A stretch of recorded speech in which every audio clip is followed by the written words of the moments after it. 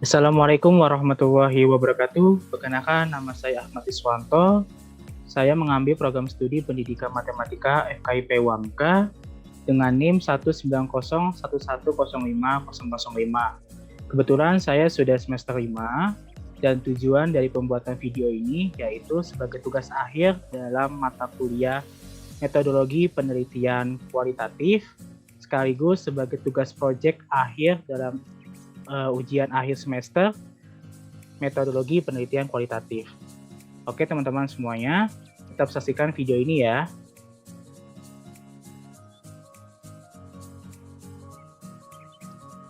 Bismillahirrahmanirrahim. Assalamualaikum warahmatullahi wabarakatuh. Perkenalkan, nama saya Ahmad Iswanto dari program studi Pendidikan Matematika FKIP UAMKA. Di sini saya akan menjelaskan terkait rancangan proposal kualitatif yang sudah saya buat dari bab 1 sampai bab ketiga dengan judul Analisis Berpikir Komputasi Matematis Siswa terhadap Pembelajaran Geometri ditinjau dari aspek resensi matematis.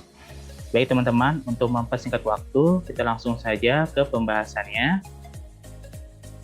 Pada bagian yang pertama yaitu bab 1 tentang pendahuluan, di mana terdapat 4 poin.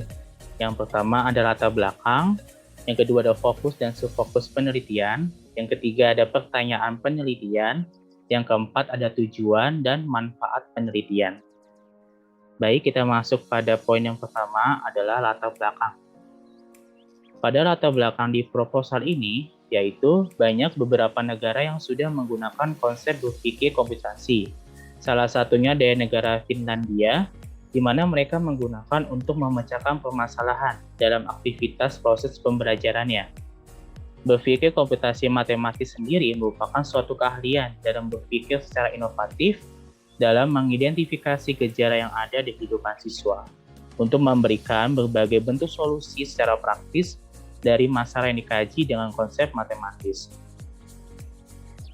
Dalam konsep berpikir komputasi matematis, terdapat salah satu para ahli yang bernama Tak-Yeon Lee, di mana teorinya itu mengatakan bahwa kemampuan komputasi merupakan bentuk pola susunan dalam segi pemikiran yang meliputi dari konsep memahami masalah, bernalar, dan penyelesaiannya, di mana semua itu menggunakan media melalui gambaran dengan tingkat abstraksi. Namun, permasalahan yang terjadi oleh siswa akan kemampuan berpikir komputasi matematis dalam pemecahan masalah, yaitu banyak yang mengalami kemampuan berpikir komputasi matematis yang sangatlah lemah, dikarenakan siswa yang kurangnya pemahaman akan konsep materi pembelajaran matematika, tidak memiliki rasa semangat dalam belajar, dan banyak siswa yang mengklaim bahwa matematika merupakan pembelajaran yang menakutkan dan lebih sering menggunakan metode pembelajaran yang menghafal. Secara umum, banyaknya permasalahan yang dihadapi oleh siswa pada pembelajaran matematika, yaitu pada materi geometri. Hal ini bisa dilihat alasan mengapa siswa kesulitan dalam materi geometri, dikarenakan siswa kesulitan dalam menentukan model bentuknya, baik dari segi konsep menentukan sudutnya, luas, dan keliling bangunannya, serta lain sebagainya. Kemudian dalam mengembangkan berpikir komputasi matematis terhadap karakteristik siswa, terdapat hubungan aspek terpenting yang perlu digunakan oleh siswa. Tujuannya supaya siswa mampu menciptakan pola berpikir yang berkembang dan sesuai dengan imajinasi siswa berdasarkan daya kemampuan individu secara matematis, yaitu menggunakan ranah aspek resensi matematis.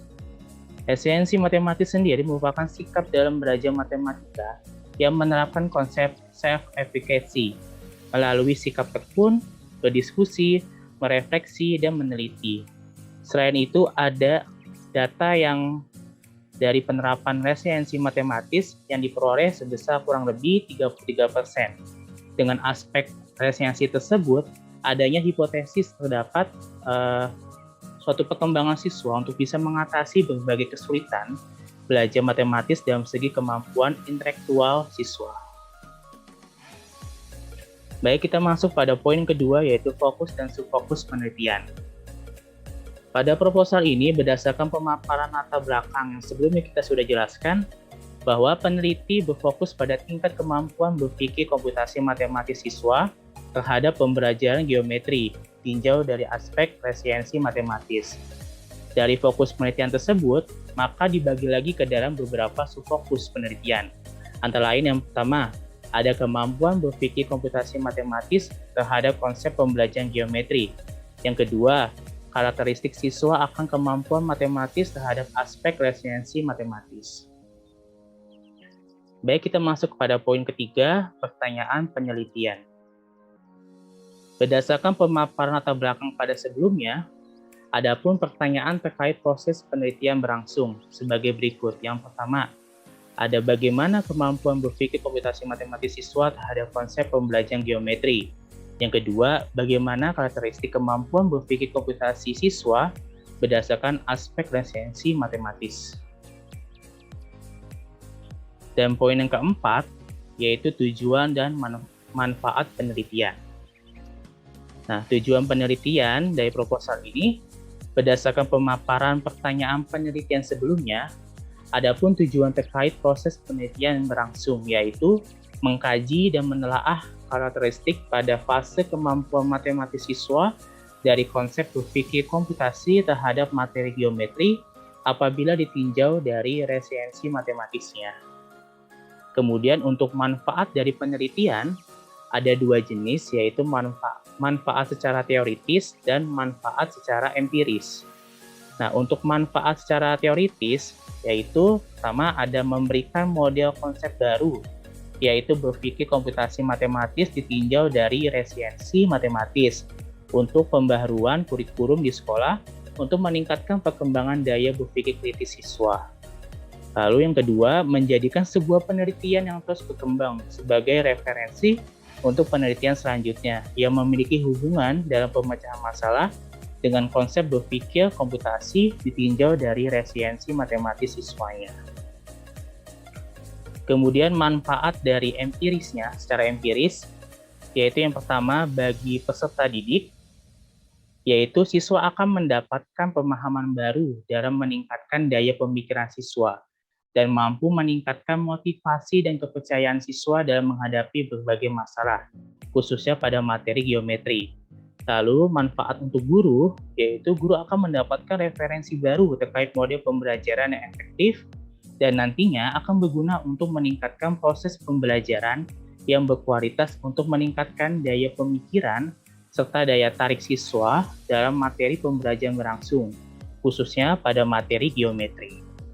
Baik teman-teman, kita masuk pada bagian kedua tentang bab 1 terkait kajian teori pada proposal yang sudah saya buat. Nah, pada bagian bab kedua ini terdapat 2 poin. Yang pertama ada deskripsi konseptual fokus dan subfokus penelitian.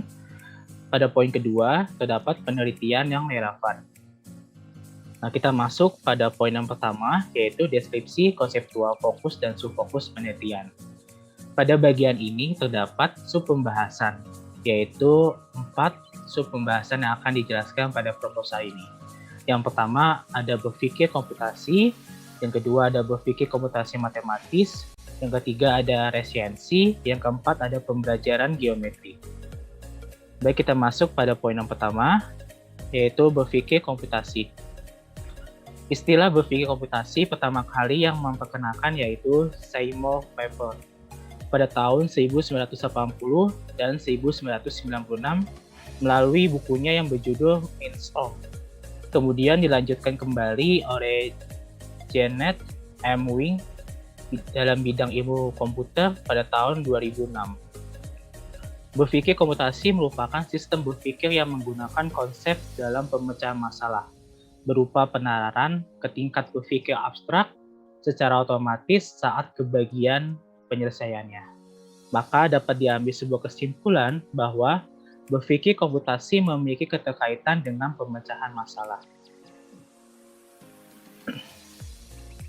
Kemudian untuk indikator dari kemampuan berpikir komputasi ini, antara lain yang pertama ada dekomposisi masalah, yaitu suatu keahlian dalam mengurai informasi menjadi bagian intinya sehingga bagian tersebut dapat mudah dipahami serta dipecahkan dari kompleksitas suatu masalah.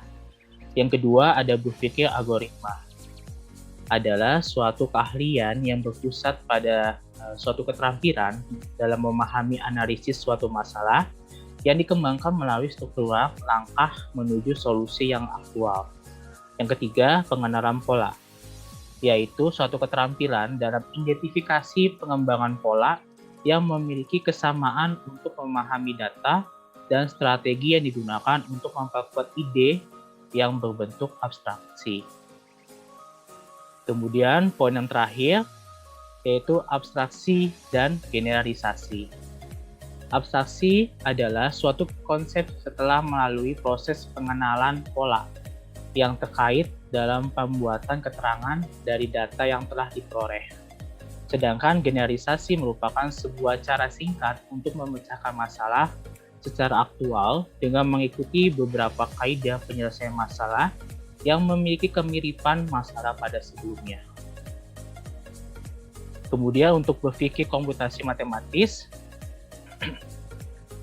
merupakan suatu keahlian dalam berpikir secara inovatif dalam mengidentifikasi gejala yang ada di kehidupan siswa untuk memberikan berbagai bentuk solusi secara praktis dari masalah yang dikaji dengan konsep matematis.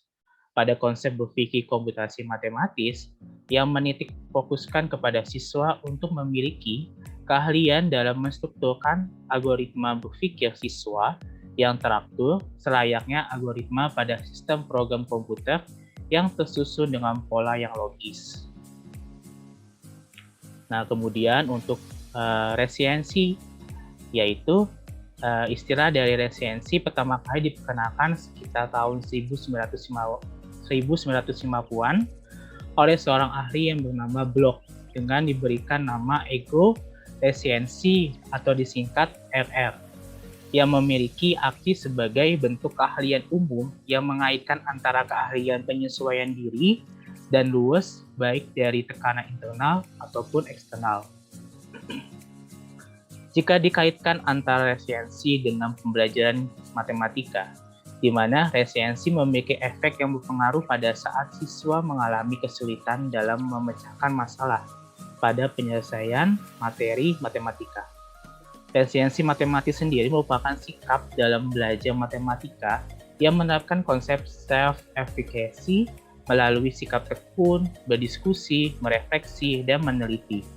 Dengan aspek resiensi tersebut, adanya hipotesis terhadap perkembangan siswa untuk bisa mengatasi berbagai kesulitan belajar matematis dalam segi kemampuan intelektual siswa.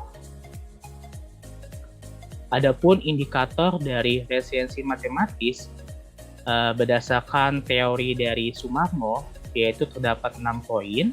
Yang pertama, menunjukkan sikap tekun, percaya diri, dan lain-lainnya dalam menghadapi berbagai tingkat masalah terkait kegagalan dan tidak keakturan. Yang kedua, adanya rasa keinginan untuk bersosialisasi terkait diskusi bersama teman sebaya. Yang ketiga, memunculkan gagasan baru dengan mencari penyelesaian yang kreatif. Yang keempat, menggunakan konsep pengalaman untuk membangun motivasi.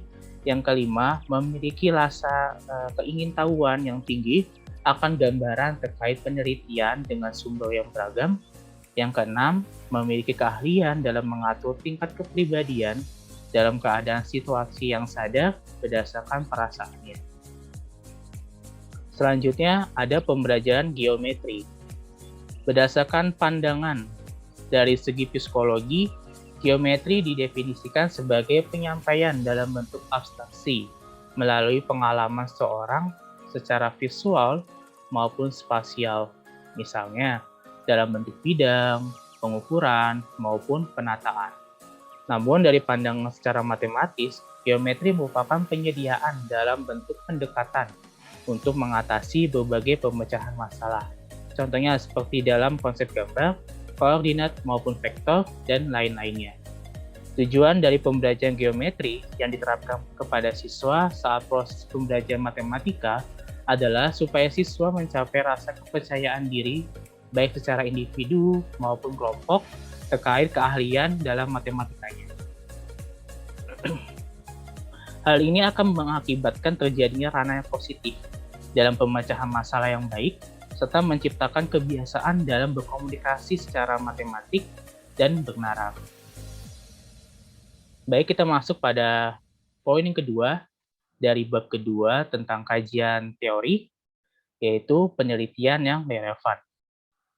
Dari beberapa penelitian yang sebelumnya sudah pernah melakukan penelitian tentang berpikir komputasi, di mana terdapat beberapa bukti atau temuan yang telah ditemukan oleh si peneliti, yaitu yang pertama ada penelitian yang dilakukan oleh Lutfiani Indah Putri Ramadhani dan Skoratiska Mariani di salah satu sekolah menengah pertama di daerah Semarang, tepatnya di SMP Negeri 03, di mana data yang didapatkan pada keahlian komputasi belum secara optimal. Hal tersebut dapat dibuktikan melalui hasil pengerjaan siswa dalam penyelesaian soal yang mengarah pada pengukuran kemampuan komputasinya. Lalu yang penelitian kedua yang dilakukan oleh Mustafa dari beberapa negara maju, misalkan Inggris maupun Amerika Serikat, di mana ditemukan bahwa negara tersebut sudah menerapkan konsep dalam program kurikulum pendidikan yang menunjukkan adanya suatu perubahan terhadap tingkatan berpikir komputasi baik dari pendidikan dasar sampai pendidikan menengah. Lalu penelitian ketiga yang dilakukan oleh Saiful Malik di salah satu sekolah di mana terdapat suatu peningkatan akan keahlian dalam berpikir komputasi terhadap siswa yang diaplikasikan ke bentuk multimedia quantum teaching and learning dengan perolehan sekitar 0,51 sampai 0,52. Sehingga dapat disimpulkan bahwa terdapat suatu peningkatan akan keahlian dalam berpikir komputasi siswa. Selanjutnya penelitian keempat yang dilakukan oleh Aslina Saad yaitu terkait berpikir komputasi matematis yang dilakukan di Malaysia yang telah membuat suatu program baru untuk menggabungkan antara ilmu komputer dan pemikiran komputasi untuk mengatasi dalam pemecahan masalah di dunia pendidikan, khususnya kurikulum. Lalu pada poin yang kelima, penelitian tentang pemahaman materi geometri yang dilakukan oleh Nuratul Ain, Baidowi, dan Habibi di MTS Negeri 1 Mataram secara umum dominan berada pada level 0 atau visualisasi dengan mengikuti teori Van Hill.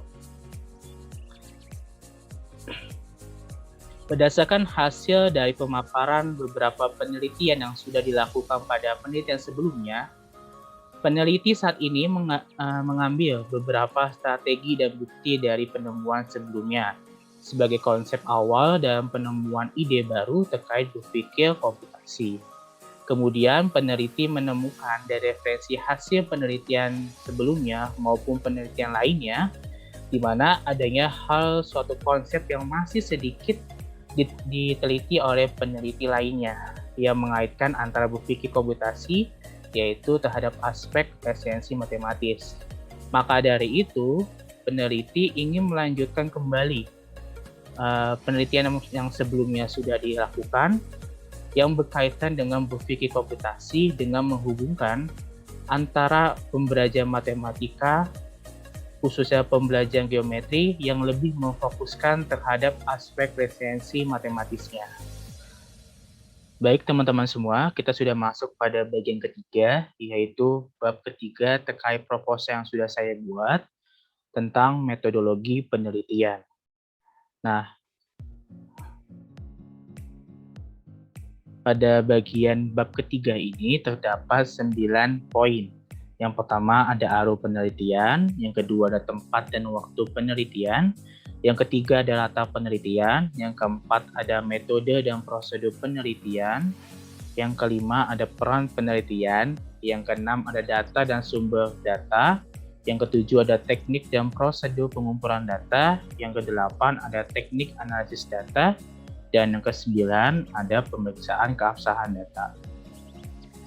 Baik, kita masuk pada poin yang pertama yaitu arus penelitian.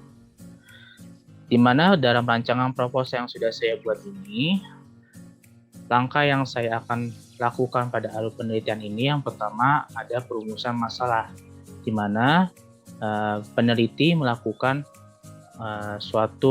mencari beberapa permasalahan yang sekiranya bisa mengangkat topik dari penelitian yang akan dilakukan, yaitu berpikir komputasi matematis siswa terhadap pembelajaran geometri ditinjau dari aspek resensi matematisnya.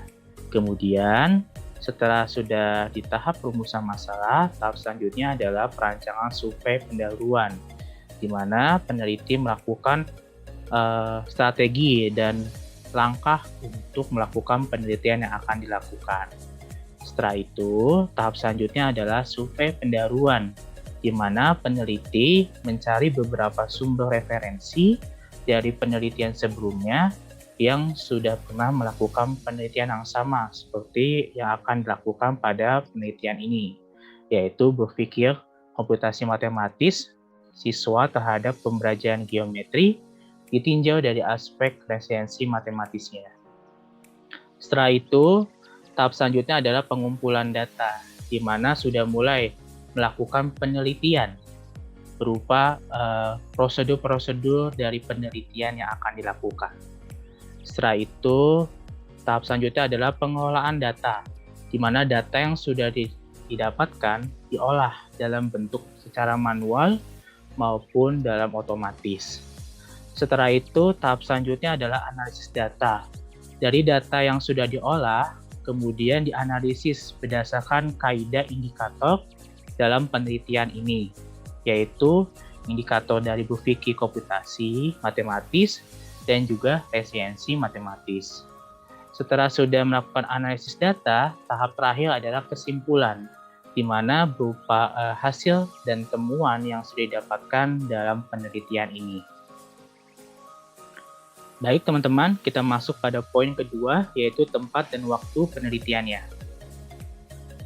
Dalam rancangan proposal ini yang saya buat, tempat penelitian yang akan dilakukan yaitu di kota Jakarta Timur, khususnya di wilayah Kecamatan Ciracas, Kelurahan Susukan, dengan lokasi penelitian di Jalan Mujahidin nomor 17A, Rambutan, Ciracas, Jakarta Timur, Indonesia. Kemudian tempat penelitian yang akan diambil yaitu di SMA Wijaya Kusuma. Kemudian waktu penelitian yang akan dilaksanakan sekitar bulan Juli sampai Januari tahun 2023 dengan melakukan berbagai persiapan berupa pengaturan yang sudah dijadwalkan oleh peneliti. Dan ini adalah bentuk tabel dari jadwal kegiatan penelitian dari tahun 2022 sampai tahun 2023.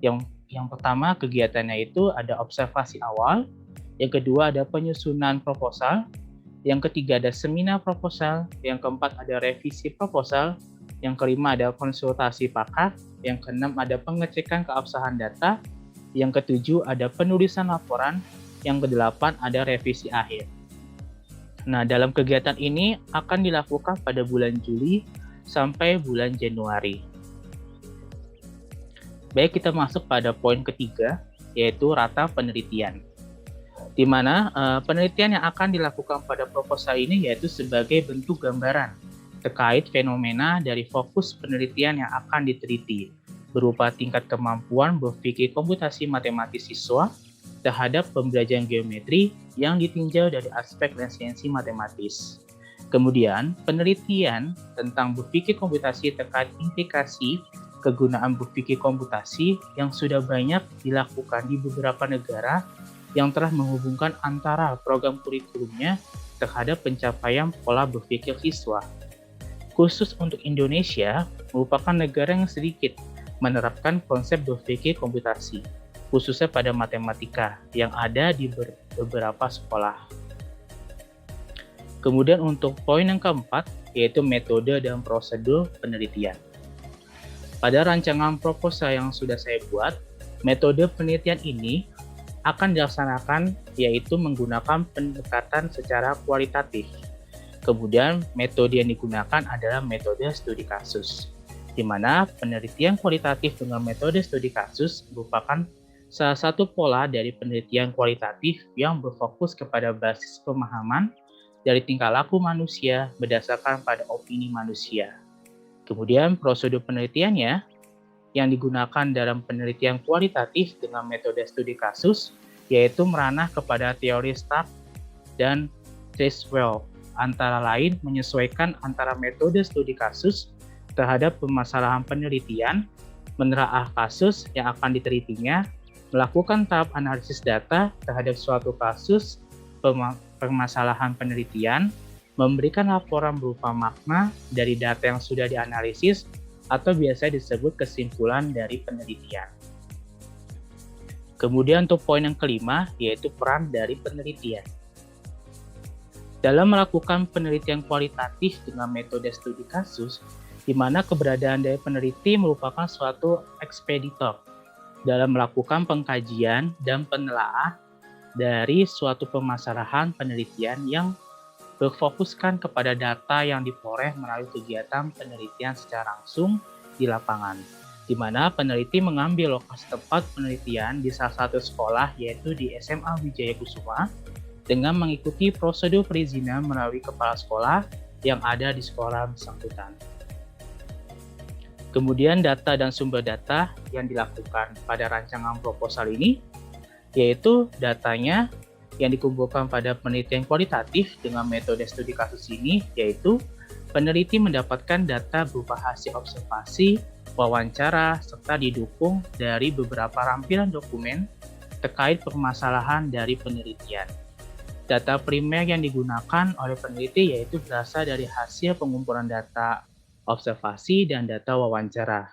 Sedangkan data sekunder berasal dari beberapa pengumpulan lampiran dokumen yang memiliki keterkaitan hubungan terhadap permasalahan akan penelitian yang dilakukan.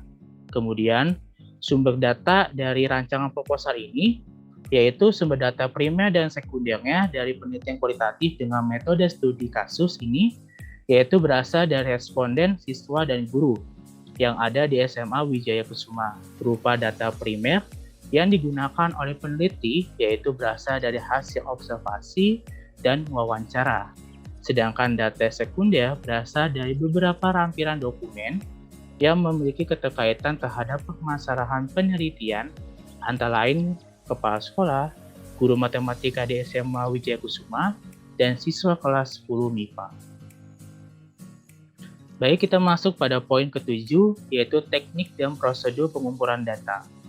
Pada rancangan proposal ini, teknik yang digunakan dalam pengumpulan data yaitu pertama, ada teknik observasi, yaitu secara langsung melihat tingkah laku siswa SMA Wijaya Kusuma dalam melakukan dalam proses pembelajaran yang dilakukan di kelas serta melihat aktivitasnya. Yang kedua, teknik wawancara, yaitu berupa lisan dengan menanyakan kepada siswa maupun guru matematika dengan mengacu beberapa pertanyaan untuk mencari secara detail terkait data isu yang masih kurang untuk bisa lebih menguatkan data yang sudah dikumpulkan dari kegiatan penelitian. Kemudian yang ketiga, teknik dokumentasi, yaitu penelitian ini berupa teknik secara langsung maupun tidak langsung dalam mendapatkan data-data tentang kondisi di SMA Wijaya Kusuma terkait isu yang diangkat berupa foto, tes ujian, maupun lainnya. Yang keempat, teknik bahan audio dan visual, di mana yang digunakan oleh penelitian ini yaitu digunakan untuk menyimpan hasil rekaman penelitian supaya peneliti bisa memutar rekaman audio dan visual hingga beberapa kali pemutaran untuk mendapatkan data yang aktual. Kemudian teknik prosedur dalam pengumpulan data yang digunakan pada rancangan proposal ini yaitu pertama, melihat keadaan proses pembelajaran siswa yang diterapkan di sekolah. Yang kedua, melakukan pengujian tes pengetahuan terkait permasalahan penelitian terhadap siswa. Yang ketiga, melakukan wawancara terhadap subjek yang memiliki keterkaitan terhadap permasalahan penelitian. Yang keempat, mengumpulkan data-data dokumen penelitian yang ada di tempat lokasi untuk mendukung data penelitian yang sudah dilakukan. Kemudian pada poin ke-8, yaitu teknik analisis data. Di mana pada rancangan proposal ini, teknik dalam analisis data yang dilakukan pada penelitian ini, di mana peneliti meranah pada teori Mires dan Huberman, yaitu dalam teknik analisis data memiliki dibagi menjadi beberapa cabang tahapan. Antara lain sebagai berikut. Yang pertama ada reduksi data, merupakan tahapan dalam penyederhanaan data yang sudah dikumpulkan dalam bentuk kategori kelompok sesuai dengan kebutuhan penelitian. Yang kedua, penyajian data, merupakan teknik dalam menampilkan data yang sudah dilakukan reduksi ke dalam bentuk pola grafik, chart, dan lainnya. Yang ketiga, penarikan kesimpulan, merupakan tahapan akhir dari penelitian yang berisikan temuan data dari keseluruhan penelitian yang sudah dilakukan dalam pengumpulan data penelitian. Dan poin ke-9 yaitu pemeriksaan keabsahan data pada rancangan proposal ini, yaitu dalam melakukan pemeriksaan terhadap keabsahan data yang diperoleh dari penelitian ini, yaitu peneliti memilih penggunaan teknik triangulasi, di mana teknik ini merupakan teknik yang menggunakan sesuatu data yang ada di luar hasil penelitian ini sebagai suatu standar kelengkapan dalam pengecekan terhadap perbandingan data tersebut. Dalam teknik triangulasi dari data yang diperoleh, maka memiliki peluang yang dapat dipengaruhi oleh kredibilitas informannya, waktu pengungkapan, kondisi yang dialami, dan sebagainya. Adapun data yang dijadikan pada rancangan proposal ini sebagai data primer dan data sekunder dari penelitian yang akan dilakukan dengan menggunakan teknik triangulasi yang yaitu melalui langkah perbandingan dari hasil data berupa observasi, wawancara, tes, serta dokumentasi. Baik, itu saja teman-teman yang dapat saya sampaikan terkait rancangan proposal kualitatif yang sudah saya buat dari bab 1 sampai bab ketiga. Mohon maaf apabila terdapat kesalahan pada saat ucapan maupun tingkah laku saya dalam menjelaskan hasil dari rancangan proposal yang sudah saya buat dari bab 1 sampai bab 3. Saya akhiri. Wassalamualaikum warahmatullahi wabarakatuh.